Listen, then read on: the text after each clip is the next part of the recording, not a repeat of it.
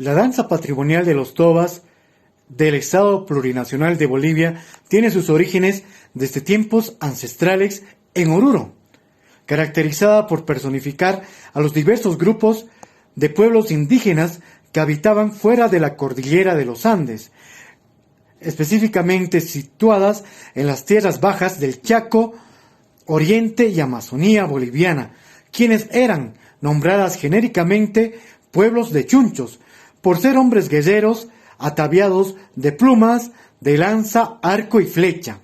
Los sacerdotes, a través de una representación teatral, exponían al pueblo milenario Urus, actualmente Oruro, que en las tierras bajas habitaban pueblos salvajes denominados chunchos, que se convertían al cristianismo, pero también se advertía la existencia de pueblos bárbaros e indomables como los chiriguanos, entre otras razas que no eran sometidos a la catequización.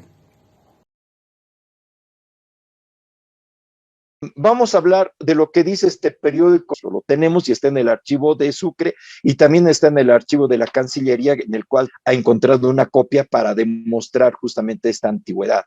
También hemos encontrado una copia en el archivo de la UNSA y lamentablemente en Oruro no tenemos una copia de este periódico. Es una hermosa descripción de 1868, ¿no? Y ahí están los chunchos, están los morenos, están los incas. Pero esto tiene relación con lo que te voy a comentar.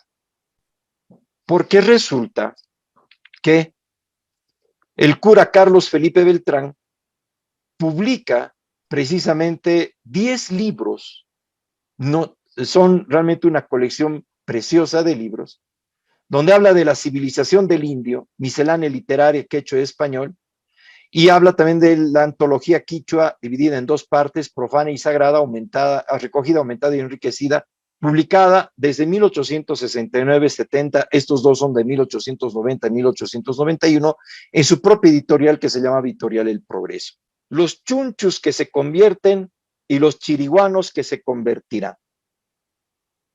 Y aquí viene una aclaración importante porque hemos entendido que la danza de los tobas es una representación de los límites de los incas hasta el Chaco, hasta el Oriente, y que se trajeron especímenes para mostrar los dominios de los incas. Es lo que se ha interpretado, pero no es lo real. Porque este relato muestra, está escrito en quechua, y mira, en el siglo XIX. Es una reproducción de la tradición oral que hizo Carlos Felipe Beltrán. Es el primer recopilador de material folclórico sin saber que era folclore. Y lo interesante es que este relato muestra de que en el Oriente habían indios salvajes que mataban a los curas que se resistían al adoctrinamiento cristiano.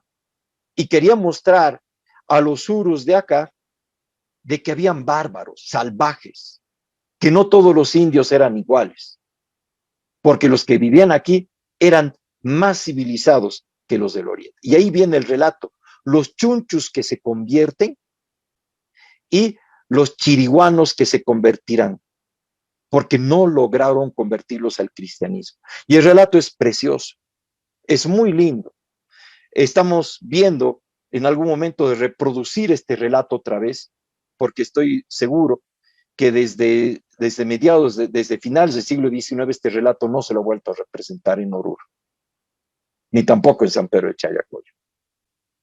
Tenían como su gremio y ellos tenían su proceso devocional hacia la Virgen del Socavón.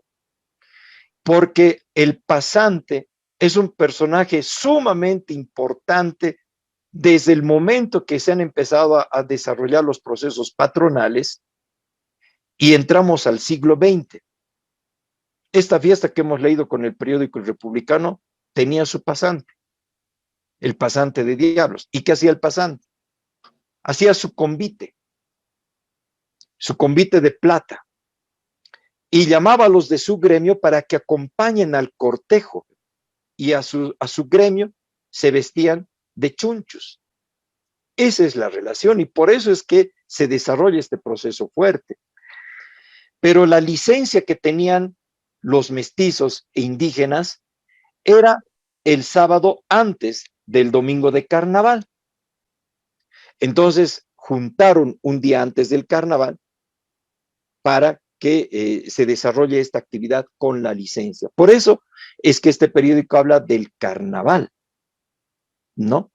Y obviamente la descripción de los carnavales de Oruro en ese tiempo no eran estos, eran los juegos con harina, los disfrazados y los bailes en los salones principales. Y por supuesto la libación de bebidas alcohólicas, que siempre ha sido una característica. A inicios del siglo XX se institucionalizan las primeras comparsas folclóricas a merced de los pasantes o prestes.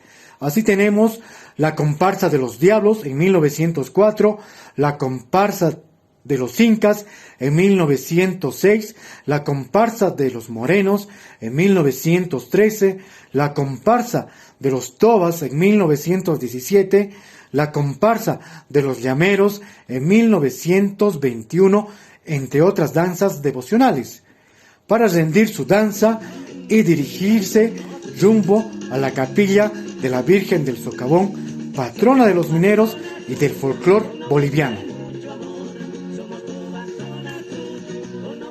La danza de los Tobas del Carnaval de Oruro ha cimentado coreografías, indumentaria, melodías musicales, además de personajes que evocan a la vida nómada de las antiguas generaciones de la patria y que en la actualidad conforman el diverso mosaico cultural reflejada en esta danza ancestral, de valioso aporte al folclore boliviano y asimismo aporte al pentagrama musical por adquirir propio repertorio. La danza de los Tobas, patrimonio cultural inmaterial del pueblo boliviano, debe transmitir mensajes de respeto, asimismo preservar la identidad de nuestros pueblos indígenas, que son representados figurativamente a través de esta expresión folclórica, parte del diverso mosaico sociocultural que nos da identidad y pluralidad en Bolivia.